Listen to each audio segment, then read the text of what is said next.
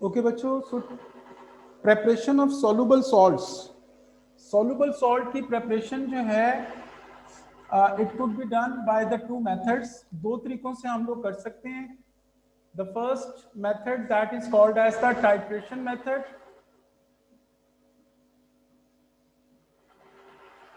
ठीक है जी।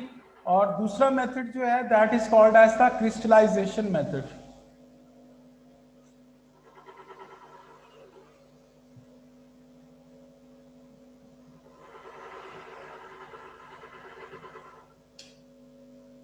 Crystallisation method, ठीक है जी। ये दो मेथड्स जो है वो हम लोग यूज करते हैं जी।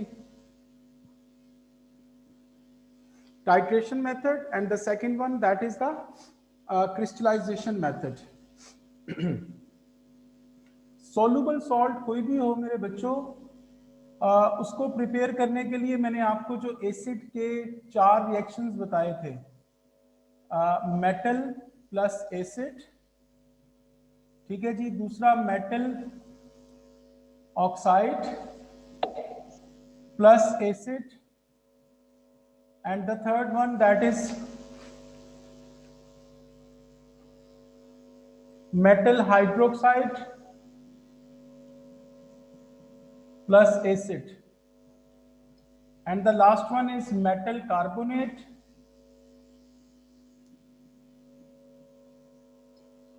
plus acid।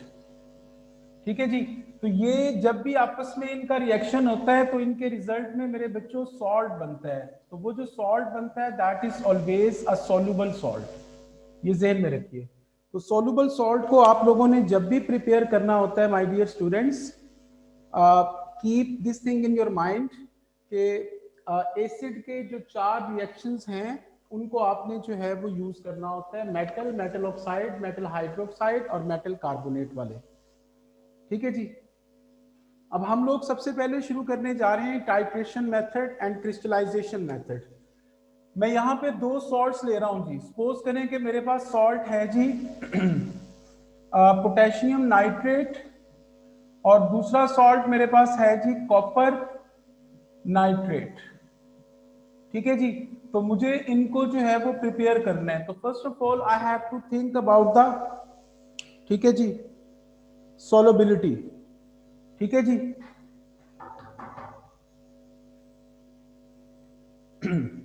First of all I have to think about the solubility. Solubility को मुझे जो है वो चेक करना है।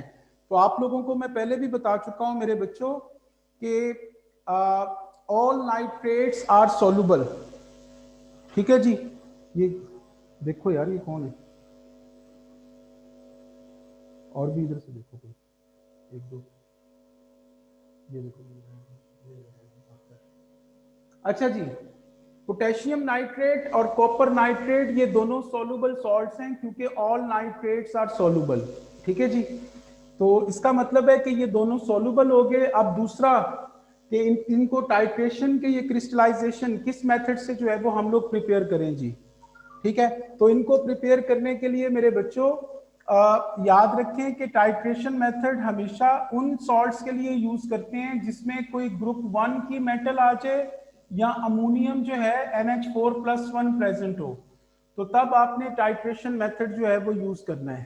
ठीक है जी।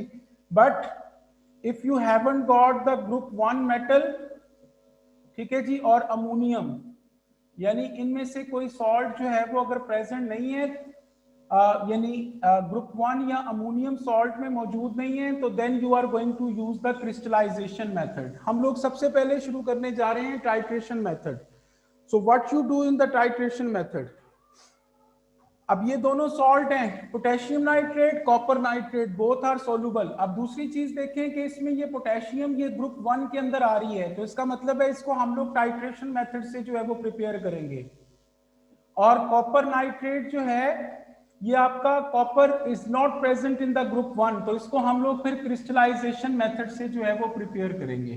तो सबसे पहले हम लोग शुरू करने जा रहे हैं टाइट्रेशन मेथड। ठीक है जी, KNO3 की preparation. So how could you do it? इसमें जो पहली चीज है, ये मेटल जो है, ठीक है, इसका आप लोग या तो हाइड्रो ऑक्साइड ले लें, ठीक है जी, या दूसरी चीज मेटल का कार्बोनेट ले लें। And keep remember both of these things they are soluble in water, ये पानी में डिसॉल्व हो जाती हैं जी, सॉल्युबल होती हैं जी वाटर के अंदर, ठीक है जी। और दूसरी चीज का आप लोग एसिड ले लीजिए, तो एसिड HNO3 होगा जी, ठीक है, ऐसा एसिड जिसमें HNO3 आ रहा हो, यानी दूसरी चीज आपने एसिड लेनी होती है, और इनका रिएक्शन होगा तो उसके रिजल्ट में आपका सॉल्युबल सॉल्ट जो है वो बन जाएगा जी। You got it? अब यहां पे सबसे पहली चीज इसकी इक्वेशन बनाते हैं। तो इसकी इक्वेशन कैसे बनाएंगे?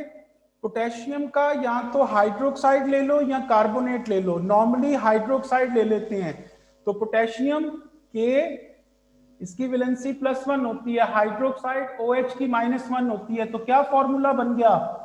KOH। और दूसरी चीज का आपने एसिड लेना होता है, ऐसा एसिड सोचिए जिसमें NO3 आ रहा हो जी, ठीक है जी, तो वो क्या होगा? HNO3 नाइट्रिक एसिड, ठीक है जी। इनका आपने आपस में रिएक्शन करवाना है, तो मैंने आपको पहले भी तरीका बताया था कि इनके आइंस बना दिया करेंगे, H पॉजिटिव एंड NO3-1, तो इसका पॉजिटिव इसके नेगेटिव से ज्वाइन करते हैं तो क्या बन जाएगा? KNO3, ठीक है जी। और दूसरी चीज ये H पॉजिटिव और OH नेगेटिव, ये मिलके आपके क्या बन जाएंगे? Water, H2O liquid. तो ये सारी चीजें आपकी एक्वस हैं, this one is aqueous as well and this one is aqueous as well, और ये आपका वाटर जो है वो लिक्विड बन गया जी। You got it? अब उसके बाद मेरे बच्चों हम लोग इसकी डिस्क्रिप्शन पे जाएंगे।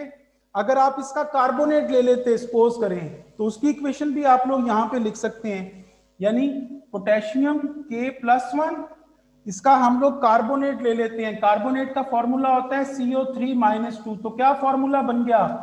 ये 2 इधर आ गया, 1 इधर आ गया, तो K2CO3 बन गया, ठीक है जी। और इसका भी HNO3 से रिएक्शन करवाएंगे तो उसके रिजल्ट में क्या बन जाएगा? पोटेशियम नाइट्रेट KNO3, और ये H और CO3 मिलके हमेशा H2O और CO2 बना देते हैं। तो आप इन दोनों में से कोई सा भी एक रिएक्शन जो है वो कैरी आउट कर सकते हैं, और याद रखें कि ये दोनों चीजें एक्वस होती हैं जी, ठीक है, ये सॉल्ट भी एक्वस होगा, वाटर लिक्विड, और ये गैस होगी, ठीक है जी।